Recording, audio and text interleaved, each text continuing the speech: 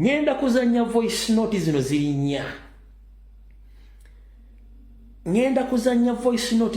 4 si zange za muntu avunanyizibwako nga Busoga aina history omuwulirize bulungi nnyo wabula nkugamba byowulidde si bivunanyizibwako gwe kennyini abiwulidde njagala obikukke matu naawe otandika okunoonyereza omanye omwami ono byayogedde bituufu si bituufu byongerako okutegeera kwotegeere Busoga weetuuse kyemwali mumanyi ne kyemubadde temunnategeera mutegeere nti omuntu bw'ajja nakuwa information nga tonnamulumba sooka otegeere nnyo lwaki agyogedde nkiddamu amaloboozi gengenda okutaga concerned citizen omusoga abadde yasirika yagala bamutte bamutte kayogere ebigambo bino biri mu history wabula gwe atagenda mutegeera ng'olwobu mutegeera saagala onyiige kola research bulungi nnyo eddakiika zino esigaddeyo 3 kamai oba amaloboozi gano ganatola eddakiika 3 ntegadde oba Abasoga mutegeerere nga amataka gammwe gonna n'obwakyabazinga buli mu matigga mwongere okubanja kyabazinga n'okumanya abasajja abatudde mu bwakyabazinga bamwe bonna basinga obungi si Basoga y'ensonga lwaki basasula ssente ku media bajjeko abaana abafuuse ekyonga okwogera ku nsonga za Busoga nabagamba muva wala si musajja Musoga musajja Munyarwanda mwategedde Osman musajja Murundi n'abala y'ensonga lwaki bagaba ssente ku bintu ebyabwe ng'ate bandibadde mu bujulizi katusimbudde muwulirize bulungi nnyo aya tusimbudde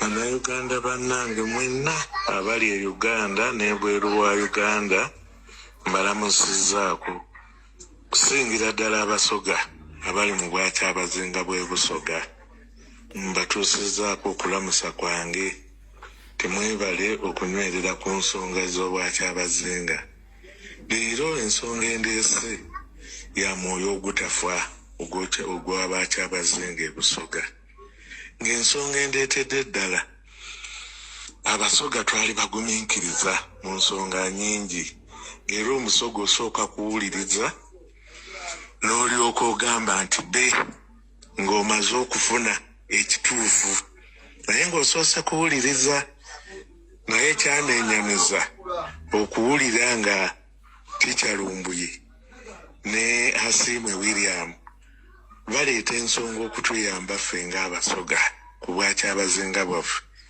abamu kummwe ne mutandika okubayisa obubi ne mubakuba ate nga ebyokukola balina bingi wabula mwoyo gwa ggwanga balumirirwa Busoga n'obwakyabazinga okutwalira awamu n'olw'ensonga eyo y'ensonga endeese olwaleero mbeereko kyenkola ki kyensobola nange okukontributinga mu nsonga eyo kuba bangi kummwe ebya Busoga muli mu Busoga naye ebisinga obungi temubimanyi.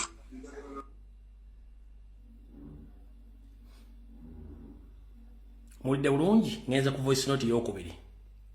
Okusookera ddala ngenda kutandika ebintu bino nga gye byava emabega eri mu 1958 amawanga mangi naddala Abanyarwanda baakubwa e Rwanda ne bagobazaganwa ng'abakuutu bagobaganya Abatuusi era Abatuusi abasinga obungi baddukira e Burundi, e Tanzania, e Congo ne Uganda.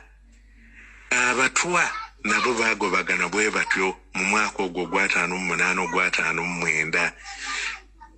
Abatwa badduka abasinga obungi baddukira Congo mu gye bayita nti North Kivu ne South Kivu. Abatwa gye baddukira era bwe baatuuka eyo ne bafuula erinnya ne liva mu Batwa. Saawa eno olwaleero babayita Banyabwisa.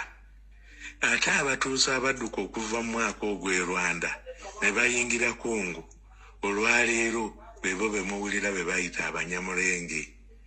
Abo abadduka ne bayingira ewana ewaffe e Uganda twasigala tubayita Genonemu nti Banyarwanda nga tetwawula oba Mutwa oba Mutuusi oba Muhutu nga ffe tubayita kimu baki Banyarwanda. Kaakati mu bantu abo abadduka ne bayingira e Uganda tebaakoma bukomi mu Western Uganda oba mu Buganda beeyongerera ddala ne bayingira mu Busoga n'eteeso. Era abayingira eteeso beebo boolaba ba Mike Mukula lawo oba omwetegereza muntu wa Kabano. Abayingira e Busoga beebo taata wa Pasis Namuganza. Bw'atuuka e Busoga yatuukira mu ssaza ly'e Bukono olwaleero gye bayita Busiki. Bw'atuuka eyo yanoonya omulimu n'agufuna mu lubiri olw'omulangira Nkono ow'e Bukono olwaleero gye muyita Busiki oba Namutumba district olwaleero. Kaakati n'atandika okola mu lubiri omwo mwe yazaalira abaana abo ba Pasis Namuganza. Azaala abaana abo, abaana olwakula kiri ne kiggwawo engeri Abasoga gye bali nti balinga Baganda bali omuntu omu tebaboola. Abaana abo beefuula abambeeja b'e Busoga. Era kyova olaba waaliwo olutalo lunene nga Namuganza Pasis yayitambuye mu mbeeja waawa w'e Busoga.